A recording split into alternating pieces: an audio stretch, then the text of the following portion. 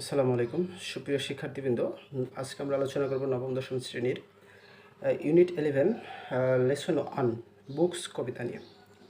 তোমরা অবশ্যই দেখেছো বুকস কবিতাটা নিয়ে যদি পড়ে থাকো বা যখন পড়বে তখন দেখবে যে এই বুকস কবিতা আমাদের আসলে কবিতা থেকে প্রশ্ন করতে হয়।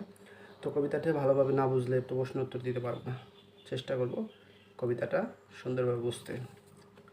তো আমাদের বুকস লিখছে হচ্ছে ইলিনর ফার্জিয়ন। ইলিনর ফার্জিয়ন এই পোয়েট কবিতা এই পোয়েমটা লিখেছে। আমরা একটু লাইন বাই লাইন বোঝার চেষ্টা করি। What worlds of wonder are our books. আচ্ছা, প্রত্যেকটা মানে ওয়ার্ল্ডস মানে হোয়াট কি ওয়ার্ল্ডস বিশ্বের এখানে বিশ্ব অফ ওয়ান্ডার মানে বিশ্বের অনেকগুলো ওয়ান্ডার আছে আর আওয়ার বুকস। তাহলে বিশ্বের যে বিস্ময় আছে বই একটা বিশ্বের বিস্ময় হিসেবে কবি এখানে দেখাইছে যে বিশ্বের বিস্ময় হিসেবে বইটাকে তিনি বলছেন। অ্যাজ যেহেতু ওয়ান অপেন্স দেম অ্যান্ড লুকস, তাহলে অ্যাজ ওয়ান অপেন্স দেম যেহেতু একজন বইটা এই বই দেম বলতে এখানে বইকে বোঝাইছে যে বইটা কি করে ওপেন করে খোলে। অ্যান্ড যেহেতু খোলে এবং লুকস এবং সে দেখে, তো বই খুলে এবং বই দেখার পরে নিউ আইডিয়াস, তখন তার মাথায় আসে কি নিউ আইডিয়াস আসে এবং people rise in fences and our eyes. তাহলে নিউ আইডিয়াস আসে, পিপল রাইজ এই লোকজনের যে উত্থান, লোকজনের যে রাইজ মানে এখানে ওঠা বা এখানে উত্থান বোঝাচ্ছে, নতুন আইডিয়াস আসে, তারপর লোকজনের উত্থান আসে। ইন আওয়ার ফেন্সি মানে কল্পনা, তাহলে ফেন্সিস মানে কল্পনার সমূহে, ইন আওয়ার ফেন্সিস আমাদের কল্পনা সমূহে, অ্যান্ড আওয়ার আইস এবং আমাদের চোখে।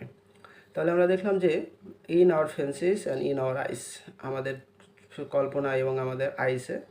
দ্য রুম এই যে রুমটা, দ্য রুম মানে কক্ষটা। উই সিট আমরা বসি, ইন মেল্টস অ্যাওয়ে এবং আমরা যখন বোঝা যাচ্ছে যে দ্য রুম এই রুমে, উই সিট ইন যখন আমরা বসি ওই চেয়ারে বসি, মেল্ট অ্যাওয়ে এবং আমরা মেল্ট অ্যাওয়ে হই। মেল্ট অ্যাওয়ে তো গলিয়ে যাওয়া বা এখানে কর্পূরের মতো হারিয়ে যাই। তাহলে দ্য রুম ওই এই রুমটা, ওই সিট আমরা বসি, ইন মেল্ট অ্যাওয়ে আমরা কী হই মেল্ট অ্যাওয়ে হয়ে যাই, কর্পূরের মতো হারিয়ে যাই। উই ফাইন্ড আওয়ার সেলফস আমরা আমাদের নিজেদেরকে খুঁজে পাই। অ্যাট প্লে মানে খেলার ভিতরে আমরা নিজেদেরকে খুঁজে পাই।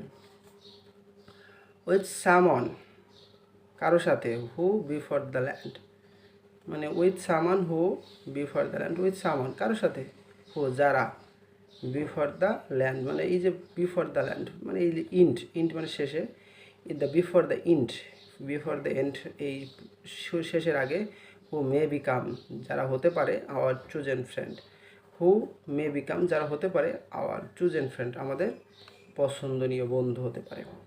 তাহলে বলছে আমরা যে রুমে বসি তো এখানে আমাদের নিজেদেরকে খেলাধুলা আমরা হারিয়ে যাই এবং আমাদের নিজেদেরকে আমরা খেলাধুলা খুঁজে পাই এবং আমরা এই শেষ হওয়ার আগে আমরা কারো না কারোর সাথে কী হয় আমরা কিছু লোকের সাথে চুজেন ফ্রেন্ড মানে আমরা তো কিছু লোককে বন্ধু হিসেবে নির্বাচন করি।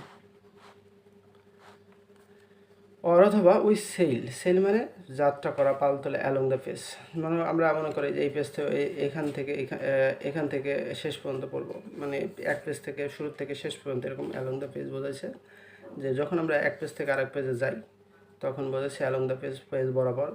Two some other land or edge অন্য কোনো জায়গা অন্য কোনো এজে যখন যুগে যাই মানে এখানে বোঝাচ্ছে সাম আদার ল্যান্ড অন্য দেশ, যেমন আমরা বলছি চীন দেশ অথবা গ্রিস বিভিন্ন দেশের যদি আমরা যাই, অথবা এইজ কোনো যুগে যদি আমরা বলি যে সম্রাট দারিউসের আমলে যাব তখন ওই এজটাকে আমরা দেখতে পাই এই বইয়ের মাধ্যমে বা ওই সময়টাকে আমরা জানতে পারি ভালোভাবে। এখন রবীন্দ্রনাথের যুগ নিয়ে যদি আমরা জানতে চাই তাহলে ভালোভাবে ওই সময়টাকে আমরা জানতে পারি বইয়ের মাধ্যমে।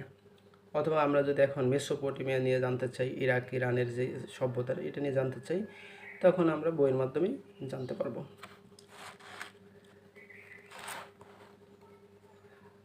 Hair is your bodies in the chair মানে here is your body in the chair, here is your body এখানে তোমার শরীর, ইন দ্য চেয়ারে তাহলে হেয়ার ইজ আওয়ার বডি আমাদের শরীরটা কোথায়, এই চেয়ারে, in the chair but our minds in over there কিন্তু আমাদের মন থাকে ওই জায়গায় বলতে ওই যে আমরা যে যুগ অথবা যেই দেশের কথা বলতেছিলাম ওইটা, তাহলে বই পড়লে মানে কল্পনার জগতে চলে যাই। Is book is a magic box. এখন প্রত্যেকটা বই একটা করে ম্যাজিক বক্স, প্রত্যেকে জাদুর বাক্স। জাদুর বাক্সের ভিতরে আমরা যদি জাদুকরের জাদু দেখে থাকি, তখন দেখবো যে ওই সময় জাদুকর নানান জনকে তার জাদুর বাক্স থেকে একবার কবুতর বের করতেছে, এক সময় তার মানে ফুল বের করতেছে, নানান কিছু বের করতেছে। কিন্তু একসময় আমাদেরকে যখন দেখায় যে খালি, টোটাল বাক্সটাই খালি আছে, কিন্তু এই পরবর্তীতে এর ভিতর থেকে টাকা, বিলেট, কত কিছু বের করতেছে, চাকু, অনেক কিছু বের করে আমরা। তাই এই জন্য প্রত্যেকটা বই একটা ম্যাজিক বক্সের সাথে তুলনা করেছে। Which with a touch a child unlock. তাহলে হুইস যা উইথ এ টাচ, একটা টাচে, সংস্পর্শে। এই টাচ বলতে বলছে শিক্ষকের উইথ এ চাইল্ড আনলকস। তখন শিক্ষকের সংস্পর্শে গেলে একটা শিশু কী করতে পারে, এই বইগুলো আনলক করতে পারবে, এই বইগুলো খুলতে পারবে এবং পড়তে পারবে। In between there outside covers, in between there outside covers, এই যে বইগুলোর যে কাভার আছে, কাভারের মাঝখানে যে প্রথম পেজ এবং শেষ পেজ, এর মাঝখানে যেটা আছে এটা বোঝাচ্ছে books hold all things in the for the lovers. Books hold all things, books কী করে, সমস্ত জিনিস ধারণ করে, ফর দ্য লাভার্স, তাদের লাভারদের জন্য। তাহলে book holds all things for the lovers, তাদের লাভারদের জন্য সমস্ত কিছু ধারণ করে। তাহলে এই যে বুকস কবিতা, আসলে এই বুকস কবিতা আসলে কী বোঝাইছে? বুকস কবিতার যে সামারি, যে বই পড়লে মানুষ অনেক জ্ঞানী হয়, বই বিভিন্ন কিছু জানতে পারে, এই বিষয়গুলো এখানে বোঝানো হয়েছে। তো এই ছিল বুকস কবিতার সম্পর্কিত যাবতীয় কবিতাটার বিশ্লেষণ। ধন্যবাদ সবাইকে এতক্ষণ সাথে থাকার জন্য।